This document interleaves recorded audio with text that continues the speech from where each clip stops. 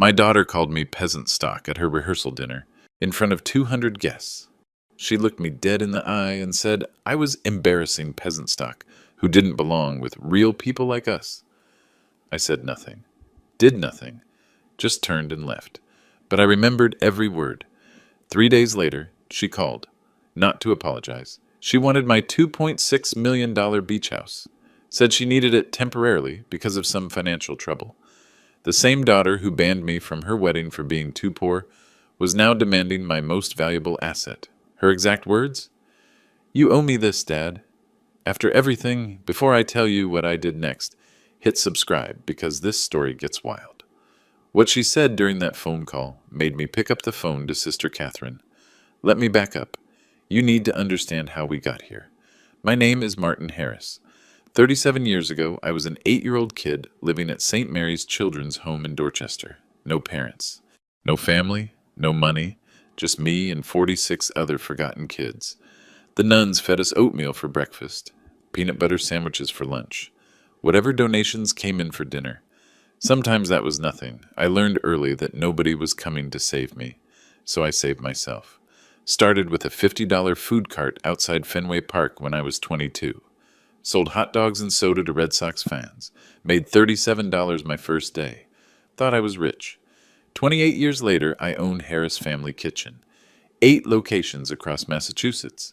We did $2.1 million in profit last year alone. Not bad for peasant stock. But here's what really matters. I never forgot where I came from. Every month, I write a check to St. Mary's. $5,000. No publicity. No tax write-offs. Just giving back. My daughter Madison? She never knew about any of this. See, I made a mistake. I gave her everything I never had. Private schools, designer clothes, summer camps in Switzerland, a trust fund that kicked in at 25 with $400,000. I thought I was being a good father. Turns out I was creating a monster. Madison grew up thinking money just appeared. That success was normal. That struggle was something that happened to other people. Then she met Preston Blackwood III at Harvard Business School. Old money. Trust fund baby. Family's been rich since the 1800s. His great-grandfather owned textile mills. His grandfather owned steel plants. His father owns half of Boston's real estate. Preston took one look at my daughter and saw exactly what she was, new money trying to buy class. But Madison? She saw him as her ticket to the life she thought she deserved. They got engaged after 6 months. She called me crying with joy, said she'd finally found her real family, said the Blackwoods understood her in ways I never could. That should have been my first warning. The wedding planning started immediately. Venue at the exclusive Chatham Yacht Club, $85,000 just for the location. Flowers from some fancy place in Boston. Dress from Paris. Menu designed by a celebrity chef. 2 weeks before the wedding, Madison called. "Dad, we need to talk." I knew that tone. It's the same tone she used when she wrecked her BMW at 17, when she maxed out her credit cards at 23, when she needed me to fix something she'd broken. "What's wrong, sweetheart?" "It's about the wedding." "Did something happen with the venue? The catering? I can write another check if—" "No, Dad, it's about you." The silence stretched between us. I could hear her breathing, nervous, guilty. "Preston's family has some concerns." "What kind of concerns?" "About your background." "Your circumstances." "Circumstances. Like being an orphan was a character flaw." "Madison, what are you trying to say?" "They think it might be better if you didn't attend the ceremony." The words hit me like a physical blow. My own daughter, the girl I'd raised, federal clothed, educated, loved. You're uninviting me from your wedding? "It's not uninviting, Dad. It's just—" The Blackwoods have a certain image to maintain. Their friends, their business associates, they'll all be there. And with your history, my history of what? Working hard? Building a business from nothing? Dad, please don't make this harder than it has to be. How much harder can it get, Madison? You're choosing them over me. I'm choosing my future. What about your past? What about the man who raised you? You gave me money, Dad. That's not the same as raising me. Another blow, right to the heart. I see. Do you? Because I need you to understand something. The Blackwoods don't just have money. They have breeding, class, history, things you can't buy. And I don't have those things? Dad, you're a food cart guy who got lucky. Lucky. 30 years of 18-hour days. Lucky. I worked for everything I gave you, Madison, and I'm grateful. But gratitude doesn't change what you are. What am I? You're not their kind of people.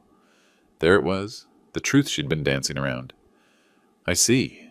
And what kind of people are they? Better people, Dad. Accomplished people. People who matter. I stayed quiet for a long moment. Processing. Planning. Okay.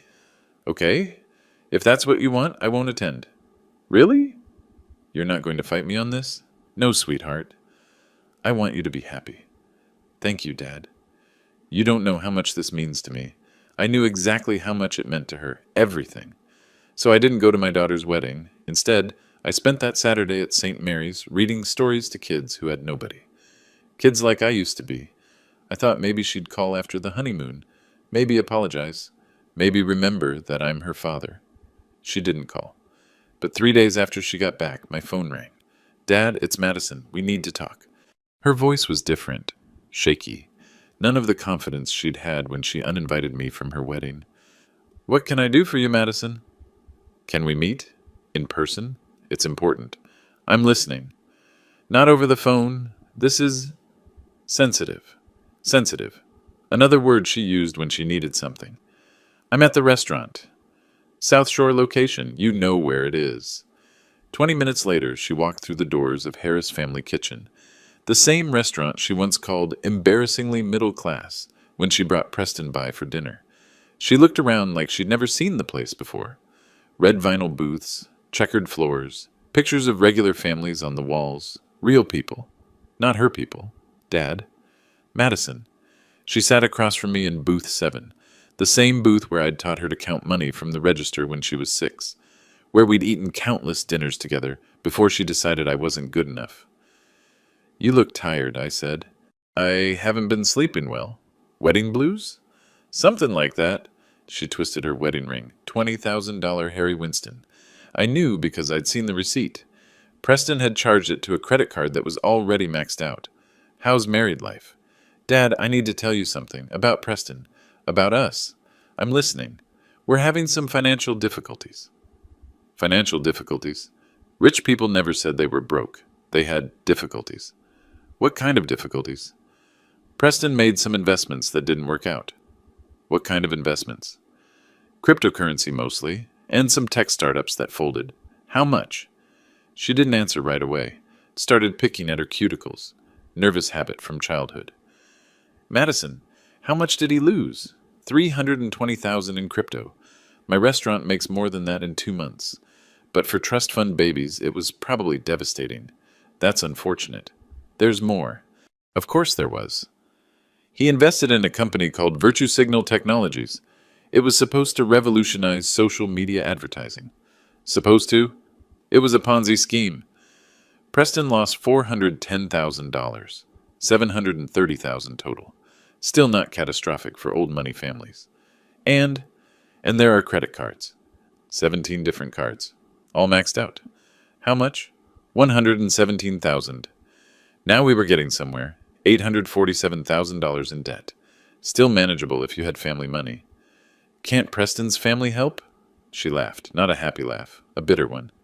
That's the thing, Dad. Preston's family doesn't have as much money as everyone thinks. What do you mean? His grandfather lost most of the steel money in the dot-com crash. His father's been mortgaging properties to maintain their lifestyle. The Blackwood fortune is mostly smoke and mirrors. So Preston is broke. We're broke. Completely broke. I let that sink in. The daughter who called me peasant stock had married into fake aristocracy. What about your trust fund? Gone. Preston convinced me to invest it all in his ventures. Said we'd double our money in 6 months. $400,000. Gone. I see. Dad, we might lose everything. The apartment, the cars, everything. Preston's talking about bankruptcy. That's rough. The worst part? His family is furious. They're saying it's my fault, that I brought bad luck into their family, that I'm not really one of them. The irony was thick enough to cut with a knife. How does it feel? What? Being told you don't belong? She stared at me. For a moment, I thought she might understand, might apologize, might remember what she'd done to me. Instead, she leaned forward. Dad, I need your help. What kind of help? I need to borrow something. Money? Not exactly. Then what? Your beach house. I blinked. My beach house? In Cape Cod. The one you bought last year. $2.6 million. Oceanfront. 4,000 square feet. My retirement dream. What do you need my house for? We need to sell it. Sell my house? Just temporarily. To cover our debts. We'll buy it back when things turn around. You want me to give you my house so you can sell it? It's not giving, Dad. It's lending. Family helping family. Family. Now we were family again. Madison, that house is worth $2.6 million. I know, and we'll pay you back every penny. With what money? You just told me you're broke. Preston has some deals in the works. Big deals. We just need time. What kind of deals? Import-export, international consulting, high-level stuff you wouldn't understand. Wouldn't understand. More insults wrapped in desperation. How long would you need the house? 6 months. Maybe 8. A year at most. A year. And if these deals don't work out, they will. But if they don't, Dad, you have to trust me. Trust. From the daughter who uninvited me from her wedding because I wasn't good enough for her new family. Let me understand this correctly. You need me to hand over my most valuable asset to cover debts from investments I had no part in making. When you put it like that, it sounds like what, Madison? Look, I know I hurt you with the wedding thing. But family is family. Blood is blood. Where was that blood when you called me peasant stock? Dad, please. We're desperate. How desperate? Preston's family will disown him if he files for bankruptcy. His business connections will dry up. We'll have nothing. You'll have what I had at your age. Nothing. That's different. How is it different? You didn't have anything to lose. I had my dignity. Dad, please. You owe me this. There it was. The entitlement that had been building for years. I owe you. After everything. After all the sacrifices I made growing up with a working-class father. Sacrifices? She called being my daughter a sacrifice. What sacrifices, Madison? Having to explain why my father owned restaurants instead of companies. Why we lived in a normal house instead of an estate. Why I couldn't bring friends over because you might embarrass me. Every word was a knife. I see. So will you help us? I looked at my daughter, really looked at her. The girl I'd raised was gone. In her place sat a stranger who saw me as an ATM with legs. I'll think about it. How long? I'll call you. Dad, we don't have long. The creditors are already calling. I said I'll call you. She left without saying goodbye. Just like she'd left my life when she found better people. But she'd made one mistake. She'd shown me exactly who she really was. Now it was time to show her who I really was. That night I couldn't sleep, so I did what I always do when I need to think clearly. I went to work. My office sits above the original Harris family kitchen location. Same building where I started with that $50 food cart. I keep it simple. Metal desk, 2 chairs, file cabinet, no fancy art or leather furniture. Just a place to get things done. I pulled Madison's financial records. As her father, I still had access to her accounts until age 30. She'd forgotten about that detail. What I found made my stomach turn. While Preston was losing their money in crypto and Ponzi schemes, they were spending like royalty. $15,000 handbags, $8,000 dinners, $30,000 weekend trips to Paris. In the 6 months before their wedding, they'd blown through $212,000 on luxury items, while crying poverty. But that wasn't the worst part. I found the credit card statements from their honeymoon. 12 days in Italy. Presidential suite at the Hotel Danieli in Venice. $3,000 per night. Private yacht tours. Michelin star restaurants every meal. Total cost, $67,000. The same daughter who uninvited me from her wedding had spent more on her honeymoon than most people make in a year. I printed everything. Bank statements, credit card bills, investment records, shopping receipts, built a file thick as a phone book. Then I made a decision. I picked up my phone and dialed a number I hadn't called in 15 years. St. Mary's Children's Home, this is Sister Catherine. Her voice was exactly the same. warm, patient, kind, the voice that had comforted me through nightmares when I was 8 years old. Sister Catherine, this is Martin Harris. Martin? My goodness, how are you, child? Child. I was 55 years old. But to Sister Catherine, I'd always be that scared 8-year-old who arrived with nothing but the clothes on his back. I'm well, sister. And you? Oh, you know, same as always. Trying to keep 47 children fed and happy with not enough money and too many needs. 47 children. Just like when I was there. How's the funding situation? Tight. Always tight. The state gives us just enough to keep the lights on. Everything else comes from donations, and those have been scarce lately. What would make the biggest difference right now? Well, if I'm being honest, we desperately need a new building. This old place is falling apart. The roof leaks when it rains. The heating system is from the 1960s. The children deserve better. How much would a new building cost?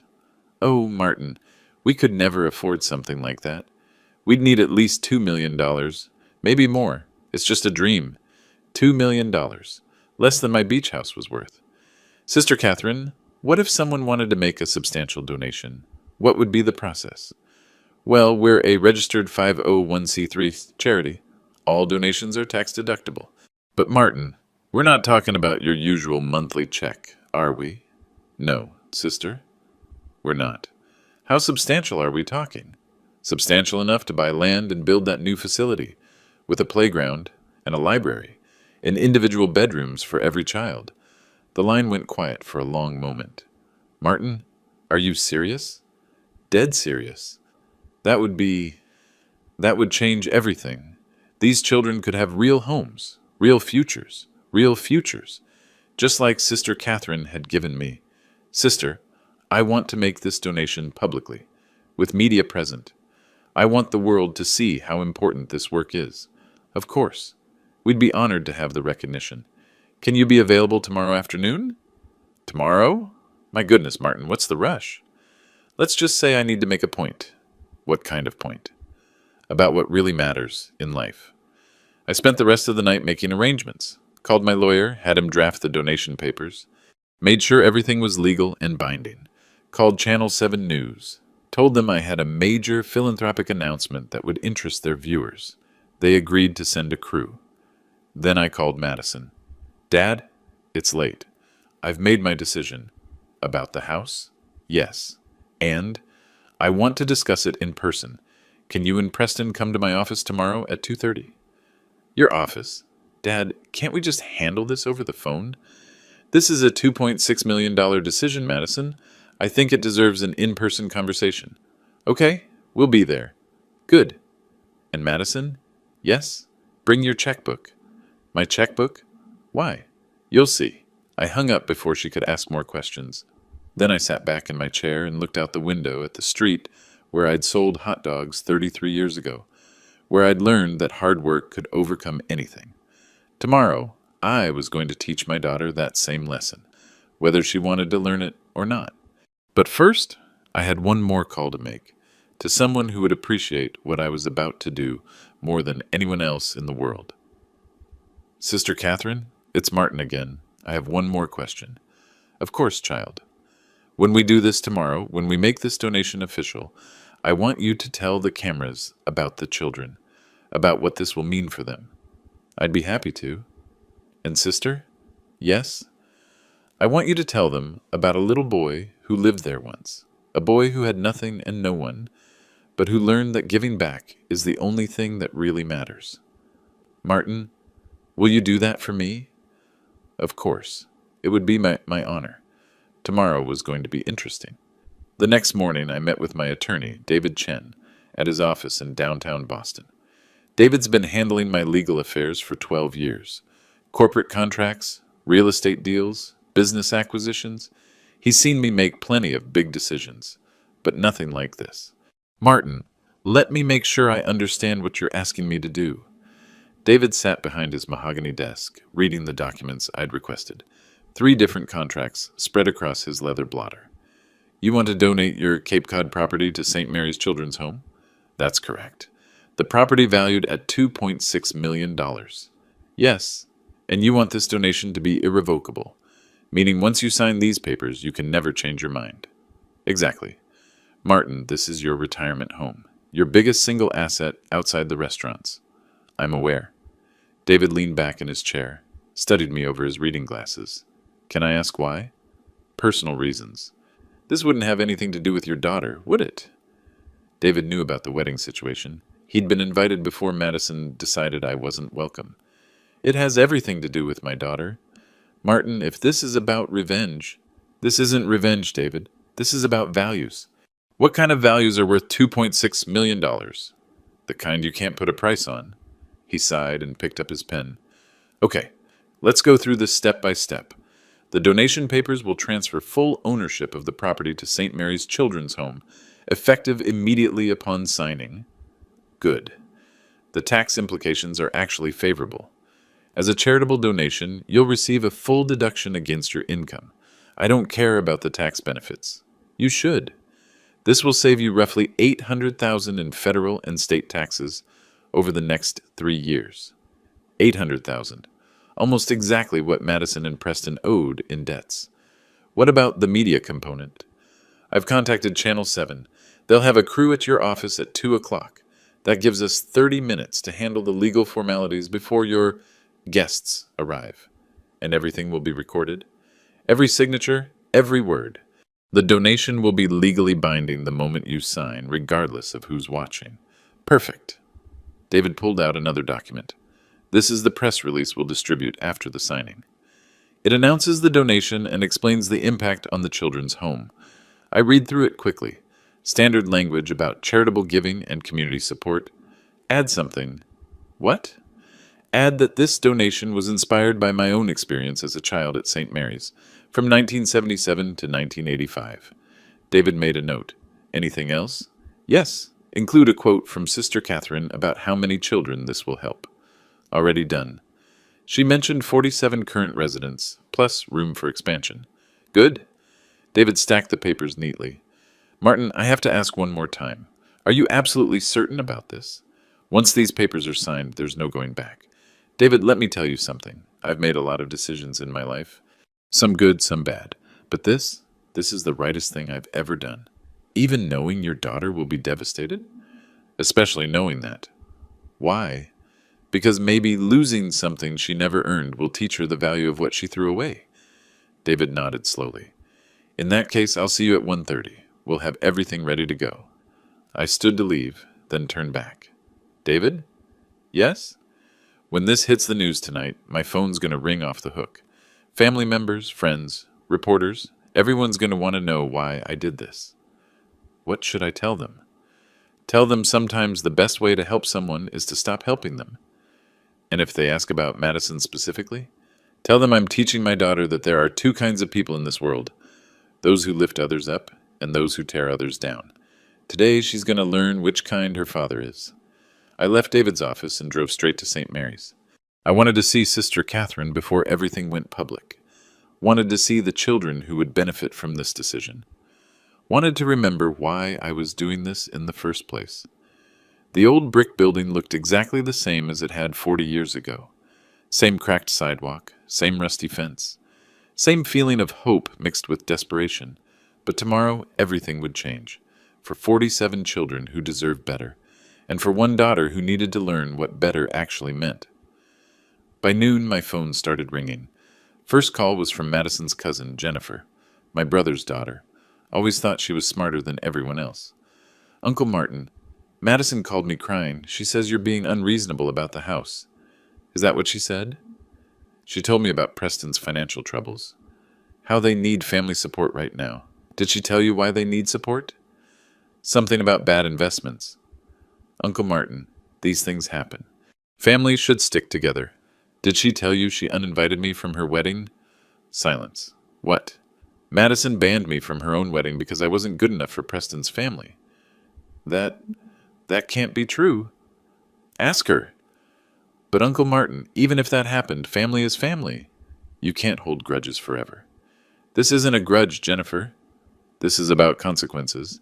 You're going to let your pride destroy your relationship with your daughter? My pride isn't the problem here. She hung up. 20 minutes later, my ex-wife called. Linda and I divorced when Madison was 16, but we'd managed to stay civil for our daughter's sake. Martin, what the hell are you doing? Hello, Linda. Madison is hysterical. She says you're refusing to help her when she needs you most. Did she explain why she needs help? Her husband made some bad investments. So what? That's what family does. We help each other. Like she helped me when I wanted to attend her wedding. Oh, for God's sake, Martin. You're still upset about that? Upset? No, Linda. I'm educated. What's that supposed to mean? It means I learned something about my daughter that day. Something important. What could be more important than helping your child? Teaching your child. Teaching her what? That actions have consequences. You're being ridiculous. Am I? Tell me, Linda, what did Madison say when she asked for the house? She said it was temporary. That they'd pay you back. With what money? They're broke. They'll figure something out. Like they figured out those investments? Linda's voice got sharper. Martin, if you don't help her, she could lose everything. Good. Good? How can you say that about your own daughter? Because maybe losing everything is exactly what she needs. You're heartless. No, Linda. I'm finally learning to say no. She hung up too. The third call came from Preston himself. His voice was different from the wedding. No more condescending tone. No more barely hidden contempt. Now he sounded desperate. Martin, we need to talk. I thought I wasn't sophisticated enough to understand your business dealings. Look, I know I may have come across as dismissive at the wedding. Dismissive? Okay, I was rude. I was nervous about the marriage, and I took it out on you. I'm sorry. Too little, too late. What do you want, Preston? I want to make this right. Between us. Between our families. How? By being honest. About everything. I'm listening. The truth is, my family isn't as wealthy as people think. My grandfather made some bad investments in the 90s. My father's been borrowing against properties for years. So you're all broke. Not broke, but not liquid. Liquid. Even broke, he couldn't say the word poor. And now you need my house. We need a bridge loan. Something to cover our debts until my consulting business takes off. What consulting business? I'm starting an international trade consulting firm. High-end clients. Multinational corporations. With what credentials? I have my MBA from Harvard. So do 50,000 other people. Martin, please, I'm trying to be reasonable here. Are you? Yes, and I'm prepared to offer you something in return. What? A partnership in my new business. 20% equity, 20% of nothing is still nothing. That's generous. I thought you'd appreciate it. Preston, let me ask you something. Okay. When you decided I wasn't good enough for your wedding, did you think about what that would do to me? Look, that wasn't personal. What was it then? It was about optics. Image. My family has certain expectations, and I didn't meet those expectations. You have to understand, my family moves in very specific circles. There are protocols, social dynamics you might not understand. There it was again. The condescension. Even desperate, he couldn't help himself. I see. So you'll consider the partnership. Preston, I want you to listen very carefully to what I'm about to tell you. Okay? Tomorrow at 2:30, come to my office. Bring Madison. We'll settle this once and for all. Really? You'll transfer the house? We'll settle it. Thank you, Martin. You won't regret this. You're right about that. What? I won't regret it at all. After I hung up, I sat in my car outside St. Mary's and watched children playing in the courtyard. 47 kids who had nothing but hope. Tomorrow, they'd have more than hope. They'd have a future. And Madison would finally understand the difference between family and blood. One call to go, the most important one. Sister Catherine, it's Martin. Everything's set for tomorrow. Are you ready? Ready as I'll ever be, child. Good. Because tomorrow we're going to change some lives. Including yours? Especially mine. The next day, everything fell into place like clockwork. 1:30 sharp, David arrived at my office with the donation papers. 3 copies, each one notarized and ready for signatures. The Channel 7 news crew pulled up 5 minutes later. Mr. Harris? I'm Janet Morrison from Channel 7.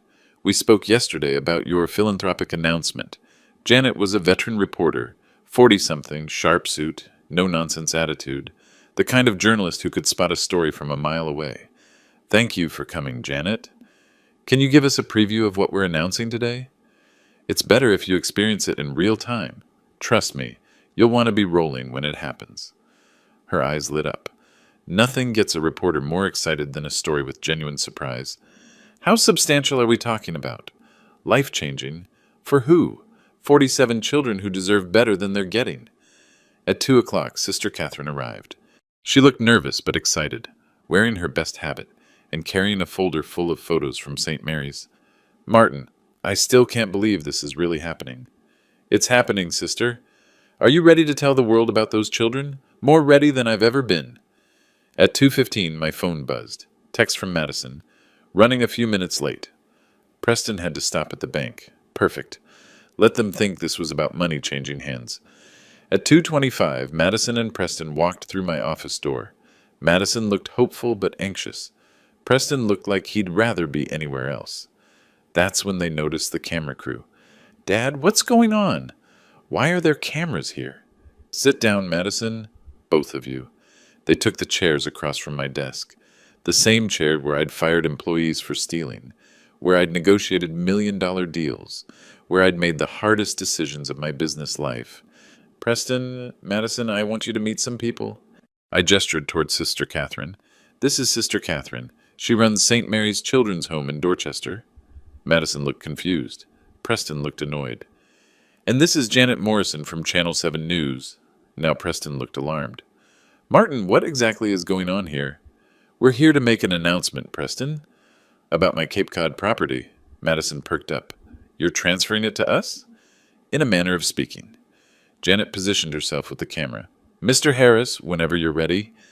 I stood behind my desk. The same desk where I'd built my business from nothing, where I'd planned every expansion, every success, every dream. "Madison, Preston, 3 days ago you asked me for help. You asked me to give you my beach house to cover debts from investments I had nothing to do with." "Dad, we discussed this. It's temporary." "You also told me I owed you this help, after everything." "Well, yes. You were right about one thing. I do owe someone something after everything." Preston shifted in his chair. "What do you mean?" "I owe it to the children who are growing up the way I did. With nothing, with no one, with no hope except what kind strangers are willing to give them." Sister Catherine smiled. She was beginning to understand. Madison wasn't. "Dad, what are you talking about?" "I'm talking about real family, Madison. Not the kind of family that uninvites you from weddings because you're embarrassing, but the kind of family that lifts each other up." "I don't understand." "You will." I picked up the donation papers David had prepared. 3 copies, each one identical, each one binding. "Janet, are you recording?" "Rolling now, Mr. Harris." "Perfect." I looked directly into the camera. "My name is Martin Harris. 37 years ago, I was a homeless 8-year-old living at St. Mary's Children's Home. Today, I'm the owner of 8 successful restaurants and a $2.6 million beach house in Cape Cod." Madison's face went white. "Today, I'm donating that house to Sister Catherine and the children of St. Mary's, so they can build a new facility, so 47 children can have real bedrooms instead of dormitories, so they can have hope instead of just survival." Preston shot to his feet. "What the hell are you doing?" Madison stared at me in shock. "Dad, you can't be serious." I picked up my pen. I've never been more serious about anything in my life. And I signed the first paper, the one that would change everything, for everyone. "Stop!" Madison lunged forward, reaching for the papers. But it was too late. My signature was already dry on the first copy. "Dad, what have you done?" "I've done what I should have done years ago." Preston grabbed Madison's arm, pulling her back. His face was red with rage. "You senile old bastard! Do you have any idea what you just did?" "I donated my house to charity." On live television, in front of witnesses. "That was our house." "Your house?" I looked directly into the camera. "Janet, did you catch that? Preston just called my house their house." Janet nodded, still recording. This was better than she'd hoped for. "Preston, when exactly did my house become your house?" "We had an understanding. We had a conversation." "There's a difference." Madison was hyperventilating. "Dad, please. You can undo this. Call your lawyer. Stop the transfer."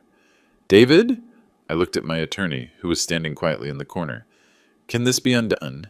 Not a chance. The moment you sign that document, ownership transferred to St. Mary's Children's Home. It's irrevocable. Irrevocable, I repeated. Do you know what that means, Madison? It means you've lost your mind. It means I can't change my mind. Even if I wanted to, which I don't. Sister Catherine stepped forward. Perhaps I should explain what this donation means for the children. Nobody cares about your damn children, Preston shouted. The room went dead quiet. Janet's camera was still rolling. Sister Catherine looked shocked. Even Madison stared at her husband in horror. What did you just say? I asked quietly. Preston realized his mistake immediately, but it was too late. I didn't mean... You said nobody cares about orphaned children, on camera, in front of a nun. I was upset. I misspoke. No, Preston. You spoke honestly for the first time since I've known you. I signed the second copy of the donation papers. Dad, stop! Madison was crying now. You're destroying our lives. Am I? Or am I finally teaching you what lives are actually worth? What's that supposed to mean? Sister Catherine, would you please tell the camera about the children who will benefit from this donation? Sister Catherine composed herself and looked directly into the lens. St. Mary's currently houses 47 children, ages 6 to 17. Most have been abandoned by their families. All of them have experienced trauma, neglect, or abuse. And what will this donation allow you to do? We'll be able to build a new facility, individual bedrooms for each child, a proper library, a playground, a computer lab. Most importantly, we'll be able to expand our capacity to help even more children. How many more? With a new building, we could help up to 75 children at any given time. I turned back to Madison and Preston. 75 children who will have hope because of this decision. We don't care about other people's children, Madison screamed. We care about U.S. Another honest moment. Another moment caught on camera. Madison, do you remember when you were 6 years old and you asked me why some kids didn't have daddies? What does that have to do with anything? I told you that sometimes daddies get lost. But I promised you that your daddy would never get lost, that I would always be there for you. You were there until you decided to throw your money away. I was there when you graduated high school. I was there when you graduated college. I was there when you needed money for your apartment, your car, your credit cards. So? But you weren't there when I needed you. When did you ever need me? At your wedding, Madison. I needed my daughter to want me there. She went quiet. Instead, you told me I was embarrassing peasant stock.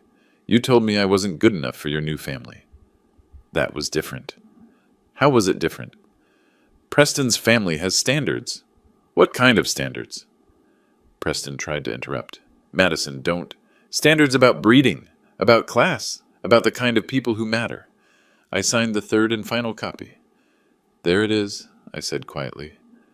The truth. What truth? You're ashamed of me. You're ashamed of where you came from. You're ashamed of the man who raised you.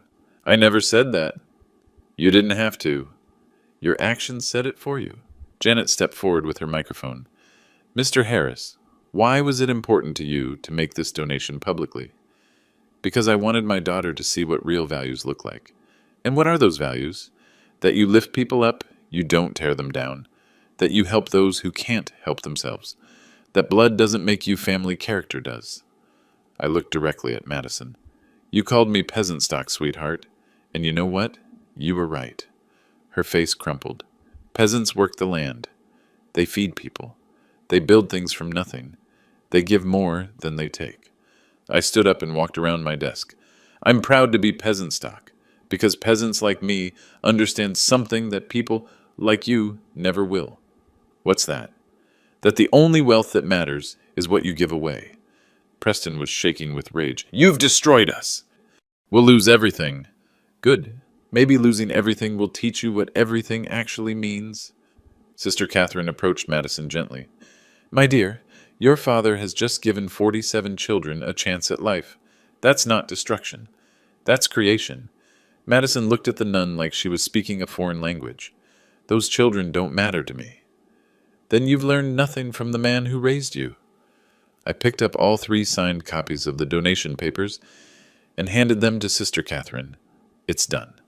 Martin, how can I ever thank you? Take care of those kids the way you took care of me. Janet lowered her camera. Mr. Harris, do you have any final words for your daughter? I looked at Madison one last time. I love you. I always will. But I won't enable you anymore. Dad, please. Madison, you have two choices. You can learn from this, or you can keep blaming everyone else for your problems. What am I supposed to do now? What I did when I had nothing. Figure it out. Preston grabbed Madison's arm. Come on, we're leaving. As they reached the door, Madison turned back. I'll never forgive you for this. I know, but maybe someday you'll thank me.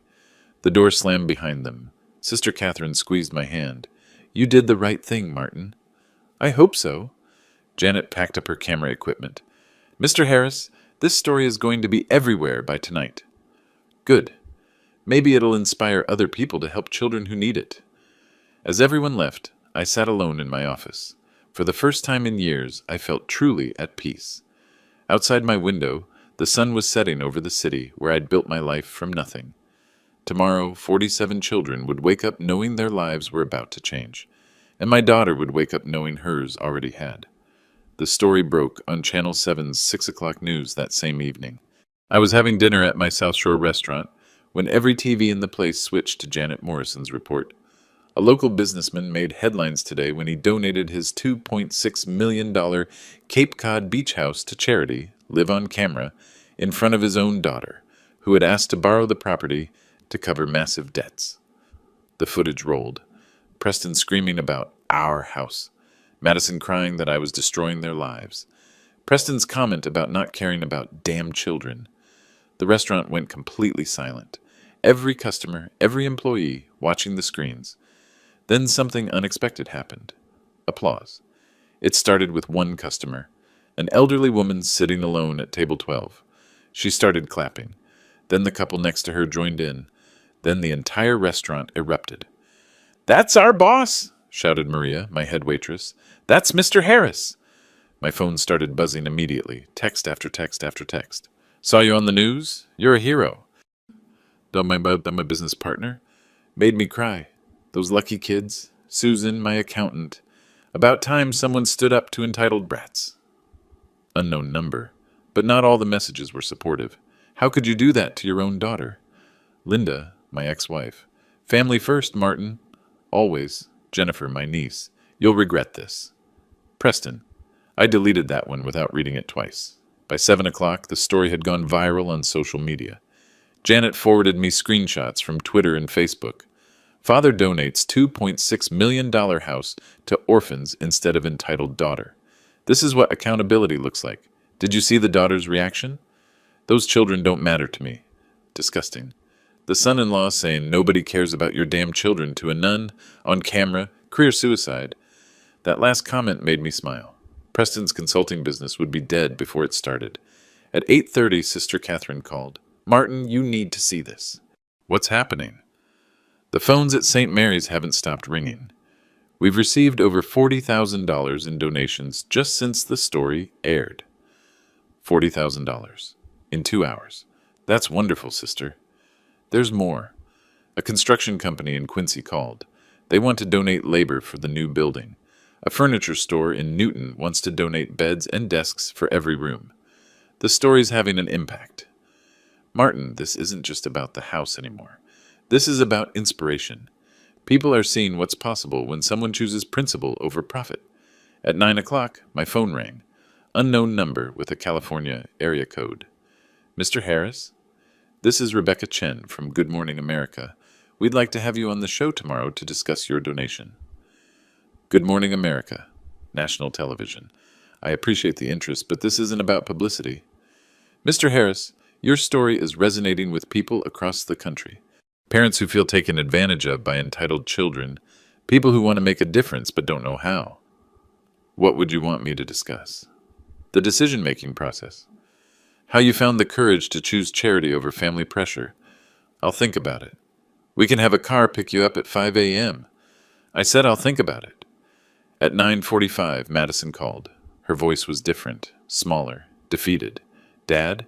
Madison, I saw the news coverage, and people are saying terrible things about me online. What kind of things? That I'm spoiled, entitled, that I don't deserve to be your daughter. Do you disagree with them? Long pause. I I don't know anymore. Madison, for the first time in this conversation, you're being honest. Dad, I'm scared. Of what? Of losing everything, my friends, my social circle, my reputation. Preston's family is already talking about annulment. Because of the bankruptcy? Because of the video. Preston's comment about the children. My reaction. They're saying we embarrassed the family name. The irony was perfect. The same family that rejected me for being embarrassing was now rejecting Madison for the same reason. What are you going to do? I don't know. Preston's talking about moving to his uncle's place in Florida, starting over. And you? I don't want to run away, Dad. But I don't know how to face this. Madison, do you remember what I taught you about falling off your bike when you were 7? You said the only way to stop being afraid was to get back on. That's right. But this is different. This isn't just falling. This is crashing. Sometimes crashing is the only way to learn how to ride properly. Dad, can I ask you something? Of course. Do you really think I'm a terrible person? I thought about my answer carefully. I think you're a person who lost her way. There's a difference. Can I find my way back? That depends. On what? On whether you want to be the kind of person who lifts others up or the kind who tears them down. I want to be better, Dad. I just don't know how. Start with one small thing. Help one person who can't help themselves. Like what? Figure it out, Madison. That's how you learn. After I hung up, I sat in my office until midnight, reading messages from strangers who'd seen the story. Parents who were setting boundaries with entitled children. People who were inspired to volunteer at local charities. Families who were having conversations about values and sacrifice. One message stood out from the rest. Mr. Harris, I'm 8 years old, and I live at a children's home in Texas. Sister Mary showed us your story on the news. Thank you for helping kids like me. Maybe someday I can help kids too. Your friend, Timothy. I printed that message and put it in my wallet. Tomorrow, the world would keep talking about what I'd done. But tonight, I knew I'd done the right thing. For Timothy. For the 47 children at St. Mary's. And maybe, just maybe, for Madison too. 6 months later, I stood in the courtyard of the new St. Mary's Children's Home. The building was beautiful. 3 stories of red brick and hope. 75 individual bedrooms. A library with 10,000 books. A computer lab with 30 stations. A playground that looked like something from a dream. Sister Catherine walked up beside me, beaming. The children moved in yesterday. Would you like to see their rooms? I'd love to. We walked through hallways filled with laughter, real bedrooms with real doors and real privacy. Children who'd never owned anything now had spaces to call their own. Room 14, Sister Catherine said, stopping at an open door. This is Timothy's room. I looked inside. The 8-year-old from Texas, who'd written me that letter 6 months ago. St. Mary's had agreed to transfer him when his local facility closed. Timothy was sitting at a small desk, writing in a notebook. What are you working on? I asked. He looked up, recognizing me immediately. Mr. Harris! I'm writing thank you letters to people who donated money for our new home. How many have you written? 47 so far. 1 for each kid who was here when you gave us the house. 47 letters. This kid understood gratitude better than my own daughter had. Timothy, what do you want to be when you grow up? I want to help kids like me. Maybe run a place like this. I think you'd be good at that. As we walked back toward the lobby, Sister Catherine handed me an envelope. This came for you yesterday. I recognized the handwriting immediately. Madison. Inside was a check for $5,000 made out to St. Mary's Children's Home, and a note. Dad, I've been volunteering at a food kitchen in Boston for the past 4 months. Preston and I divorced 3 months ago. I'm living in a studio apartment and working as a server at a restaurant downtown. It's hard, but I'm learning what real work feels like. This donation is from my own savings. Not much, but it's mine. I hope someday you'll be proud of me again. Love, Madison. I folded the letter carefully and put it in my wallet next to Timothy's message. Will you see her? Sister Catherine asked. When she's ready. Really ready. How will you know? When she stops asking for things and starts giving them. That evening, I appeared on a PBS documentary about charitable giving. The producer asked me the same question everyone asked. Mr. Harris, do you ever regret giving away $2.6 million? I thought about Timothy writing thank you letters, about 75 children sleeping in real beds, about Madison learning to work for what she wanted. I didn't give away $2.6 million. What did you give away? A house. Just a house. And what did you get in return? I smiled. Everything that matters. 6 months after that, Madison called. Dad? I know you're probably busy, but I wanted to tell you something. I'm listening. I got promoted to assistant manager at the restaurant, and I've been accepted to a program that trains people to run nonprofit organizations.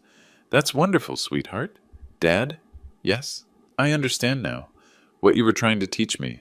What's that? That the only wealth that matters is what you give away. I'm proud of you, Madison. Does this mean you'll have dinner with me sometime? I'd like that very much. There's a little place near my apartment. Nothing fancy, just good food and honest prices. Sounds perfect. Dad? Yes? Thank you for not giving up on me. I never gave up on you, Madison. I just stopped enabling you. I love you.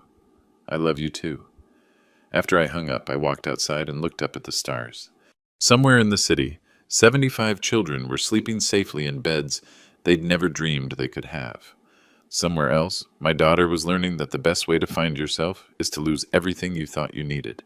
And somewhere in between, a father had finally figured out the difference between helping and healing. It had cost me a house, but it had given me back my daughter, and that was worth more than all the money in the world.